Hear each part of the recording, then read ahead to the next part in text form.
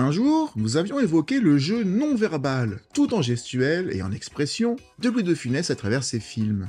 Nous avions également fait un top 28, de celui que j'estime être le moins bon, à son tout meilleur. Un classement bien sûr personnel, ouvert au débat, et qui ne peut, par définition, pas contenter tout le monde. Et je vous avais promis qu'on referait d'autres vidéos transversales sur l'univers de ces films, ou de l'acteur, et quoi de mieux que la musique pour évoquer une autre facette de son jeu.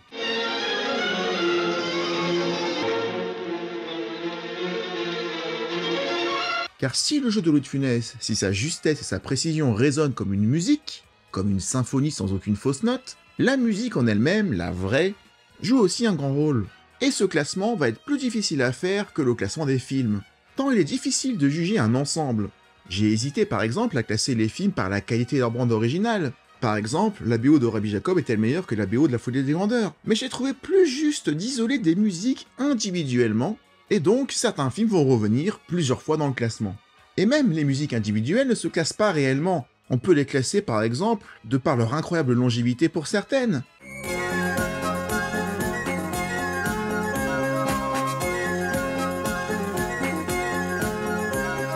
Comme pour la marche des gendarmes, que tout le monde connaît aujourd'hui, ou le thème de la soupe aux choux qui est toujours présent. Mais on peut aussi les classer pour leur côté mélodieux, comme la partition de Michel Magne pour les Fantomas, qui est très différente des autres.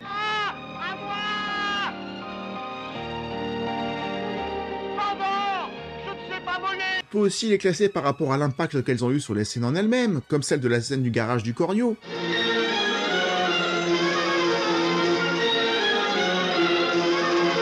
Ou bien sur le côté mémorable de la danse de Rabbi Jacob Rue des Rosiers. Mais ces musiques que je viens de citer, sans l'image associée, rendent-elles vraiment autant?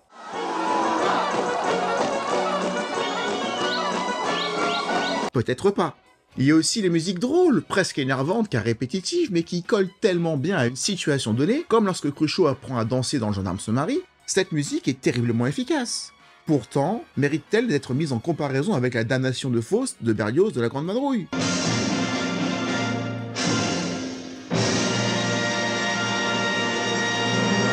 Donc ce n'est pas simple, et ce classement ne sera pas ultra précis. C'est pas parce que le 23e est devant le 24e qu'elle est forcément 2 fois mieux. En tout cas, ce classement essaiera d'être une synthèse de ces critères, mais aussi, bien sûr, avec une touche personnelle de votre serviteur, car c'est inévitable, chacun a des goûts particuliers. Mais n'hésitez pas à mettre en commentaire vos classements, de citer vos pistes préférées, sachant qu'aujourd'hui on va faire un top 30, en tâchant d'expliquer, sans trop interrompre la musique. J'essaierai de me la faire de temps en temps, mais je vais quand même justifier le pourquoi de mes choix. Ce sera l'occasion d'écouter ces quelques jolies pistes tous ensemble. Bonne vidéo à tous, je vous souhaite de passer un bon moment avec ma playlist. Pour la 30e place, on va commencer en douceur avec la mise en jambe de Raymond Lefebvre, assisté de Paul Moria, avec le thème principal de Faites sauter la banque, sorti quelques mois à peine avant le tournage du premier Gendarme de Saint-Tropez. Film durant lequel le compositeur va plus que confirmer son talent pour accompagner Louis de Funès et son personnage dans les aventures les plus folles, tout en devenant surtout le compositeur attitré de Jean Giraud.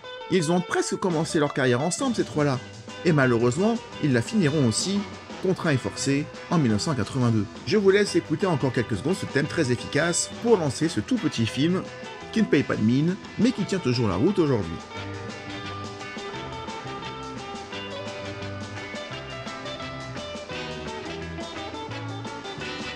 Autre salle, autre ambiance pour la bande originale du Tatoué. De Tatoué que je n'apprécie pas beaucoup, on l'a vu récemment.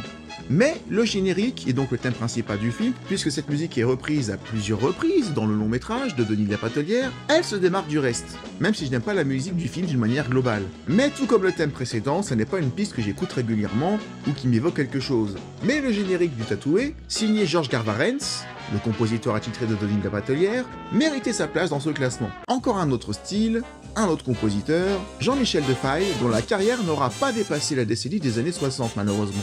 Mais sa courte carrière au cinéma permet au générique de Pouic Pouic, parce que c'est de Pouic Pouic qu'il s'agit, vous l'aurez reconnu, de se démarquer des autres, et de donner une identité unique au film que je chéris beaucoup, tant je peux le regarder inlassablement. Le reste de la bande originale du film est plus discrète, mais je trouve le générique de Pouic Pouic plutôt marquant. Je lui attribue donc cette 28e place. Place à la 27e. C'est un hasard complet, on a encore un compositeur différent. Cette fois-ci, Georges Delerue, qui ne signe pas là sa meilleure composition, loin de là. À dire vrai, je trouve même qu'Hibernatus brille par son absence de thème marquant.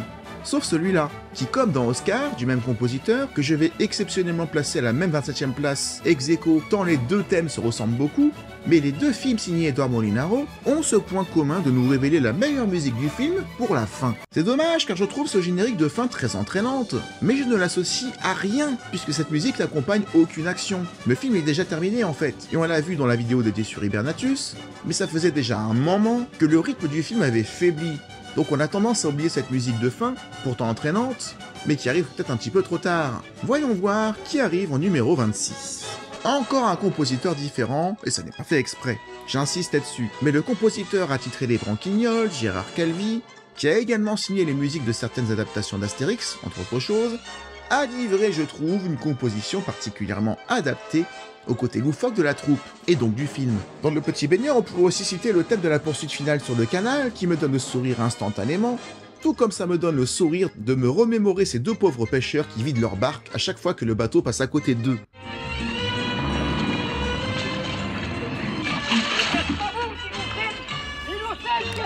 C'est le film le plus visuel, le plus cartoonesque de la filmographie de Louis de Funès, et je trouve que la musique accompagne parfaitement cet esprit de dessin animé, voire même la renforce. Et je suis en train de regarder qui je vais citer en 25e position, mais figurez-vous qu'il s'agit encore d'un compositeur différent. En 25e position, je vous propose de vous plonger dans l'univers angoissant des douves du château de Lord McCrashley.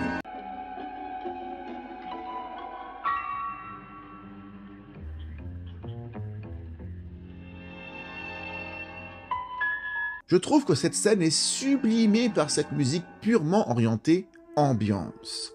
Elle est inquiétante, elle révèle la confusion de cet intrus qu'est Fandor au sein des sbires de Fantomas, sbires qu'il neutralise un par un en toute furtivité.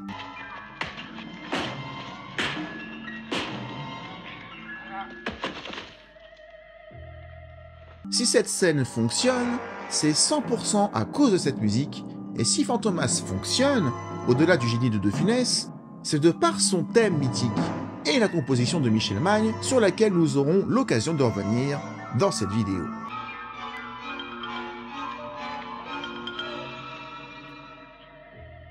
On en revient à Raymond Lefebvre pour cette 24e musique, extraite de la bande originale du Gendarme se marie. Si j'ai choisi de la mentionner, c'est parce que je la trouve tellement appropriée. Je vois la scène dès que j'entends les premières notes. J'entends les 1, 2, 3 et 4. Je vois le De Funès et Mario David danser et cacher leur tête des mêmes gendarmes au même moment. Certes, ce n'est pas une musique qu'on écoute dans son MP3, mais je salue l'efficacité de la scène, son côté mémorable, et ce côté mémorable vient tout simplement de cette musique.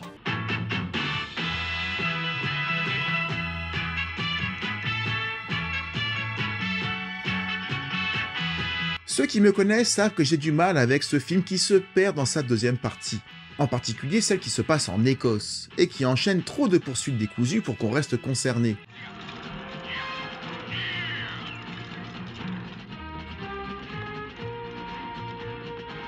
Mais c'est Raymond Lefebvre à la barre, et comme souvent, ça compense beaucoup de choses. Et cette musique fait parfaitement le job.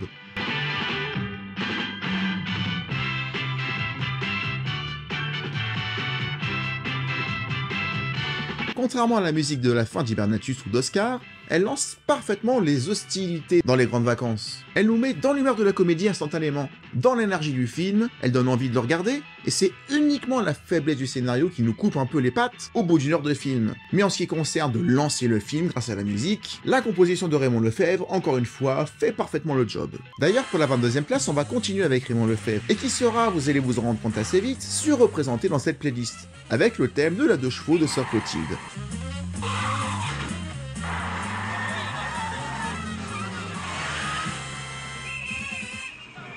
Que l'on entend partiellement dès le premier Gendarme sur la scène des nudistes, et qui sera reprise par 2 fois, dans le 4e film, et dans le dernier. Et tout comme la musique du cours de danse, celle-ci est à vie associée aux cascades de la 2 chevaux. Je l'associe même à l'une des seules bonnes scènes du dernier Gendarme, le Gendarme et les Gendarmettes, où seule la séquence de la 2 chevaux ne déçoit pas. Je me rappelle même qu'elle était passée à la télé dans une pub dans les années 90. Voyons voir maintenant qui arrive en 21e position. Cela va nous permettre d'aborder un compositeur que nous n'avons pas encore cité jusque-là.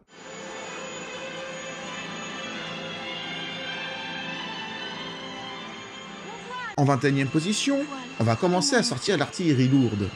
J'ai placé la 21e position de ce classement le thème final de Rabbi Jacob, celle de l'envolée de l'hélicoptère, celle du voile, rendez-moi mon voile, celle de la fin du film en fait qui enchaîne derrière avec un dérivé de son générique de début, ultra positive, qui met du baume au cœur, c'était l'objectif, thème musical qui donnait envie de croire en une société meilleure, en un monde sans guerre, ce qui apparemment n'était pas gagné à l'époque.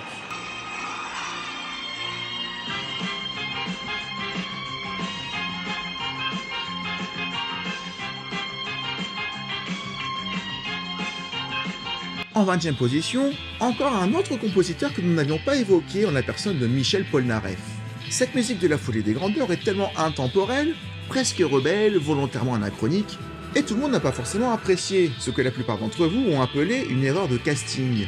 Mais pour ma part, même si je salue l'essai, vous remarquerez qu'on reste assez bas dans ce classement, et qu'il y a 19 autres musiques de films que je place avant La Folie des Grandeurs. Mais il était impossible de ne pas citer au moins une fois la bande originale de La Folie des Grandeurs dans cette vidéo. Voyons voir maintenant qui arrive en 19e position.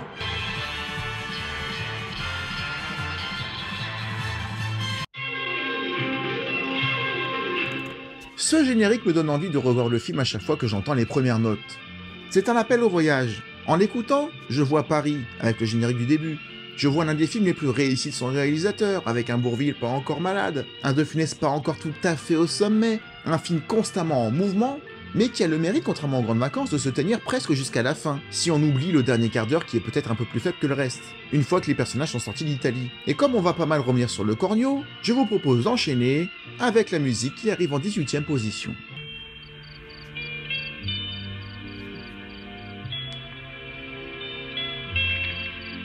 J'associe cette nouvelle piste signée Georges Delerue à Bourvil, à sa tristesse, à sa solitude, à sa maladresse, à son côté pathétique et malheureux. Ce thème est associé aux deux femmes qui lui échappent pour différentes raisons et qui le laissent dans une profonde solitude. Je trouve par exemple la scène où il dit adieu à Gina bouleversante.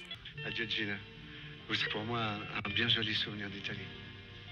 Je vous souhaite beaucoup de bonheur. Tout comme celle où il attend sous la tente, ayant raté pour le coup une vraie occasion de passer une nuit de rêve.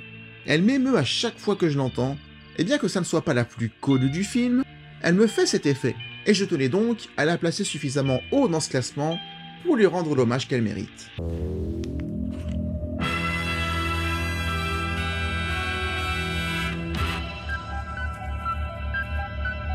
Changement de registre en 17e position avec un thème redoublement efficace qui m'inspire la terreur, la peur, l'inconnu, l'agression. Une ambiance qui nous présente ces extraterrestres sous un jour menaçant. Avec le début des synthétiseurs, c'est la mort des années 80 qui est initiée dans cette bande originale, signée à nouveau par Raymond Lefebvre.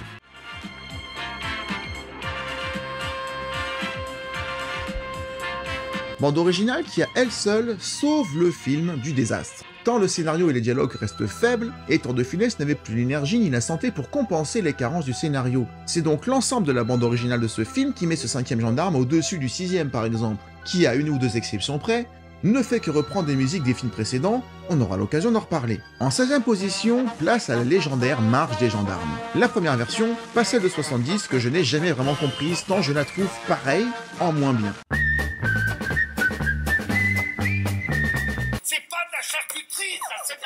Moins bien orchestré, moins bien rythmé, moins bien chanté, même le sifflement est moins bon. Mais en ce qui concerne l'original, absent du 3e et du 5e film, ce qui paradoxalement n'est pas gênant car ce sont les deux meilleures bandes originales, mais je ne pouvais pas ne pas la mettre, tant elle est représentative d'une saga qui s'est déroulée sur 18 ans. Tout comme notre première musique du top 15, et donc on bascule vers les meilleurs, avec le thème principal de Fantomas.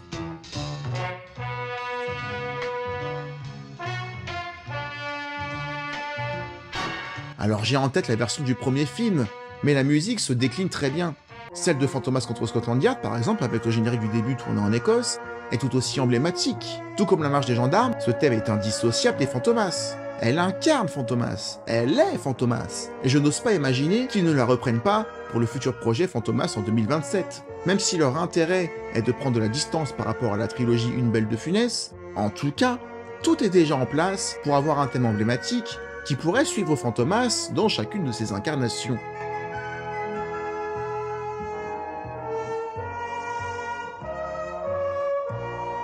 En 4e position, retour au corneau, avec encore une musique qui évoque l'évasion, les voyages, les paysages, la grandeur, la gentillesse d'Antoine Maréchal, l'invitation à l'évasion du Cornio tout simplement. Je vois en entendant cette musique cette belle Cadillac blanche sillonner l'Italie. Et ça me fait du bien rien que d'y penser. Et c'est sans doute pour cette musique que je préfère le Cornio à la Grande Vadrouille, qui a des vibrations complètement différentes. D'ailleurs, parlons-en de la Grande Vadrouille, puisqu'en 13e position, je place la séquence de la répétition de Stanislas Lefort avec son orchestre, avec la damnation de Faust.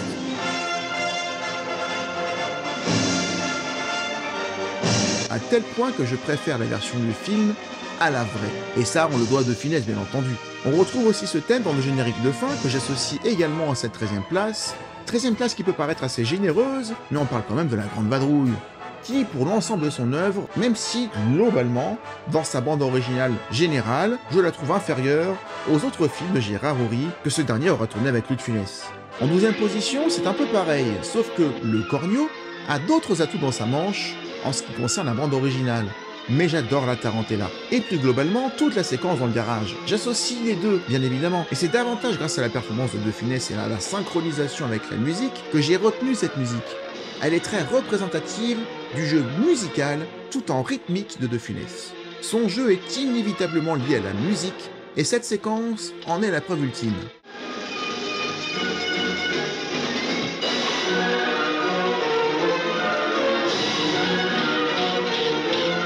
On reste dans l'univers de Gérard Houry avec la 11e place que je décerne au générique de Rabbi Jacob.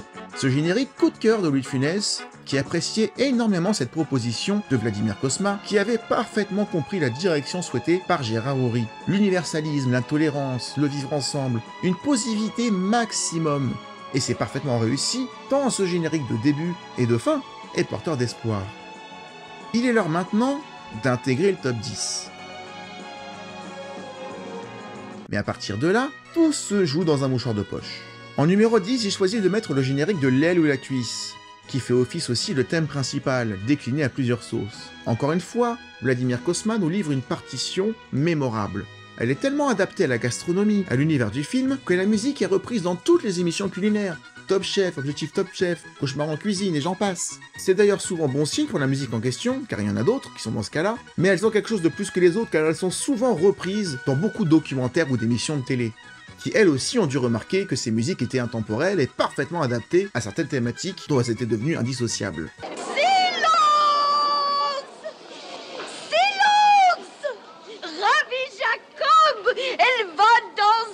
Pour la 9e place, on reste avec Vladimir Cosma, avec la danse de Rabbi Jacob bien entendu, un véritable moment d'anthologie indémodable, l'un des grands moments de cinéma que je n'ai jamais vu de ma vie.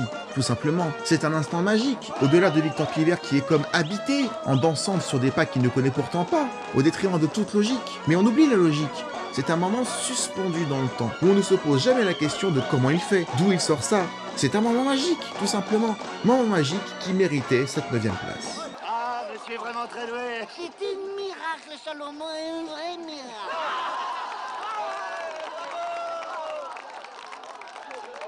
En 8e position, voici encore une musique unique en son genre qui nous ramène forcément à Joe. Monsieur comment? Monsieur Joe. Ah, parfaitement. Oui. Ou à Kaamelott aussi. Mais c'est grâce à Raymond Lefebvre que ce film bénéficie d'une telle ambiance. Ce thème évoque la menace, l'angoisse, le chantage, un peu comme la musique de la soucoupe volante des extraterrestres, qui a un petit peu la même fonction. En tout cas, ce générique annonce que ce De Funès est différent des autres, différent dans l'ambiance, différent dans la gravité, ou De Funès, même si ce n'est pas fait exprès totalement, mais il y avait l'attention, tue un homme. Ce thème annonce donc une ambiance plus grave, plus austère et même macabre. Mais tout est dans ses notes. Ambiance à l'opposé de la musique que j'ai choisi de mettre à la 7e place, qui est...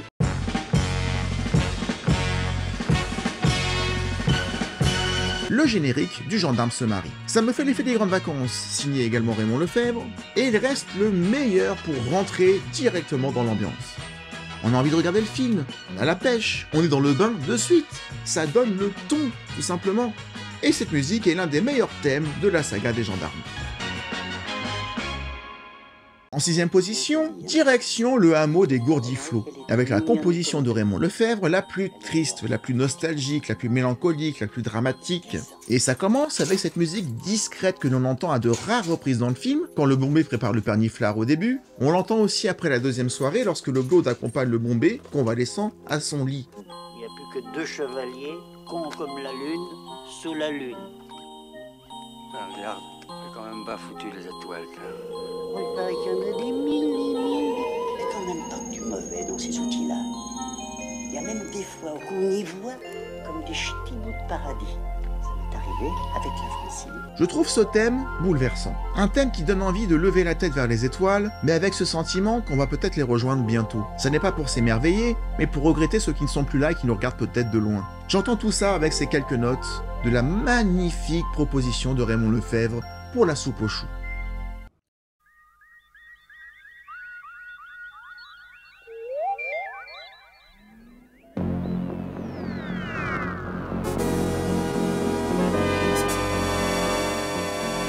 D'ailleurs, pour la 5e place, on va rester au Gourdiflot avec tout simplement le générique de la soupe aux choux.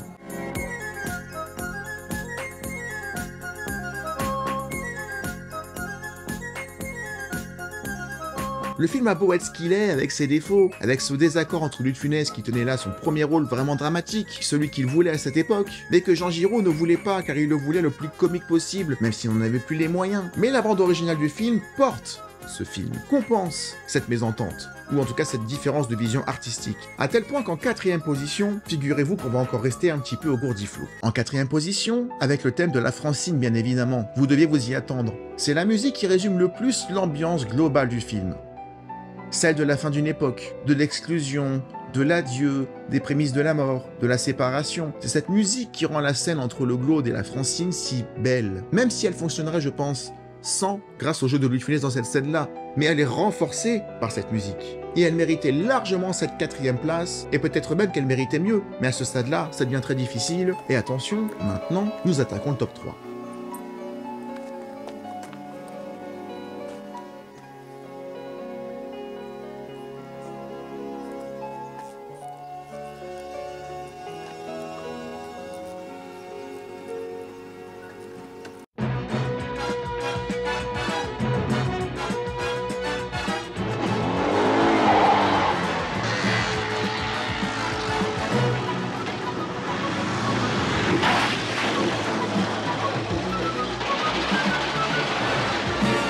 Raymond Lefebvre était trop occupé à assurer le montage du film suite au décès de Jean Giraud. Et donc, et c'est logique, il a eu moins de temps pour composer une bande originale digne de ce nom pour ce dernier gendarme maudit. Le générique de début est emprunté au film précédent, le thème des gendarmes est recyclé à outrance, le thème de la 2 chevaux est repris aussi du gendarme en balade, mais il y a ce thème, traquenard, qui est réellement, je trouve, à la hauteur. Toujours dans ce côté années 80, au synthétiseur, plus moderne, même si c'est après un coup de vieux, mais dans le bon sens du terme, car tout ce qui est années 80, c'est un grand plaisir coupable. Stranger Things fonctionne en grande partie pour ça. C'est comme si Louis de Funès et ce style de musique n'auraient pas dû se rencontrer. Mais pourtant, ils l'ont fait. Ça le rend intemporel, même si c'est succinct. Alors le film est catastrophique, mais la séquence dans le vieux Saint-Tropez, de nuit, est elle parfaitement réussie. Elle amène de la tension, une ambiance, un mystère qu'on n'a pas l'habitude de voir dans Les Gendarmes, sauf dans les 2 derniers, et je ne regarde le film presque que pour en arriver à cette séquence-là. Celle-là est celle de la 2 chevaux qui ne déçoit pas. On se rapproche de la fin.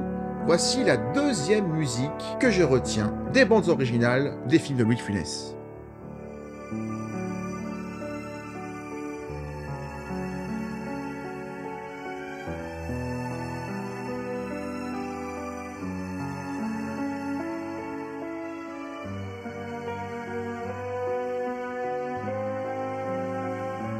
En numéro 2, je place le thème de Ma chère Hélène. Le thème principal de Fantomas se déchaîne. Les plans sur Rome, le remix de cette musique disponible uniquement sur la bande originale, mais qu'on n'entend pas réellement dans le film, mais je l'inclus dedans. Ou encore la version chute libre de la fin du 2e film, qui est la meilleure version pour moi.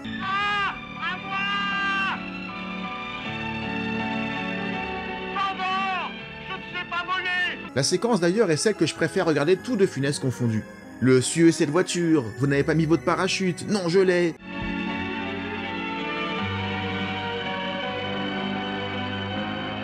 Attendez-moi, j'arrive. Je l'aurai mais je m'envolerai. Et surtout le risque que prend Fandor pour aller sauver un juif qui a perdu le fil clairement. Et cette séquence extraordinaire qui a demandé plus de 70 sauts pour en arriver à ce résultat. Et à bien y réfléchir, c'est l'une des rares fois où il s'agit d'une question de vie ou de mort pour un juif condamné au pire si Fandor, Jean Marais, n'assurait pas et ne rattrapait pas le coup. Avant de parler du top 1, voici quelques mentions honorables, comme le dirait Watchmojo.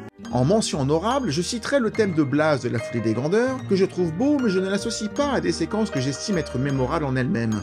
Je ne peux pas non plus ne pas évoquer l'homme orchestre, Une comédie musicale dont je ne retiens aucune musique. Ce qui peut paraître étonnant, mais on en a parlé dans une vidéo dédiée, ce film et moi c'est une histoire compliquée. François de Roubaix ou pas François de Roubaix, désolé pour ceux que ça aura choqué, mais je tenais à compenser un petit peu en le mentionnant ici avant de conclure. Place maintenant à ce que j'estime être le best du best. Lorsque j'ai imaginé faire ce classement un jour, je n'avais aucun doute sur la musique que j'allais mettre en numéro 1. Je le savais, c'était celle-là. J'ai poncé ma VHS à l'époque juste pour écouter ce générique. Et dans le 5e gendarme, j'attendais la scène de la plage rien que pour l'entendre encore.